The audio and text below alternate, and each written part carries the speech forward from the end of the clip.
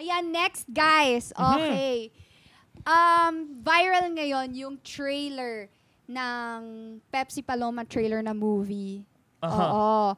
Ayan. So, kung kayo ba as artists or as actors, willing ba kayo gumawa ng pelikula na ganun? Controversial na pelikula?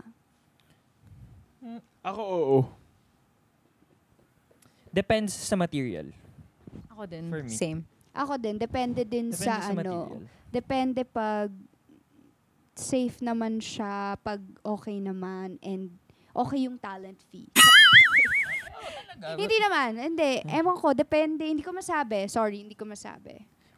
Di rin ako informed enough about the case din siguro to give an opinion about it. Pero kung ako may movie offer na ganyan, depende talaga sa material. Kasi sa mga ganyan na sensitive na topics, mahirap kasi pag nagkakwento ka ng story, it's from a point of view eh.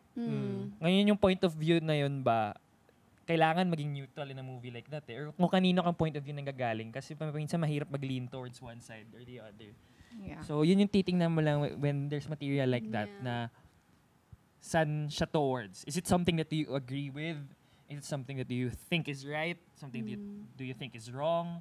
So yun lang, you need to be careful lang din talaga. And also when playing that sort of character, you have to be very very sensitive din sa kung paano mo siya ipoportray na very ino-honor mo talaga yung taong yun, yung pangyayari na yun, and you treat it with respect. Ako, para sa akin naman, like, craft-wise, basta like, feeling ko, mas-stretch ako as an actor pag kunwari po-portray ko tong character na to, viral man o hindi, gagawin ko siya. Kasi, trabaho nating artista yun eh, na parang pagtingin natin may magandang opportunity para sa sarili natin, gagawin natin. Ewan ko, yun lang yun para sa akin. Basta respetuhin mo lang yung character na yun. Bigyan mo talaga effort, trabahuin mo. Parang walang personalan, trabaho lang. Parang ganun.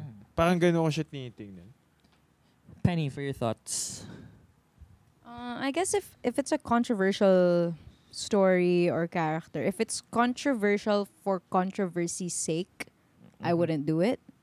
But if I feel like, same as Vince, if it adds value to my life, if it adds value to the industry as a whole, edi okay, game. Yeah.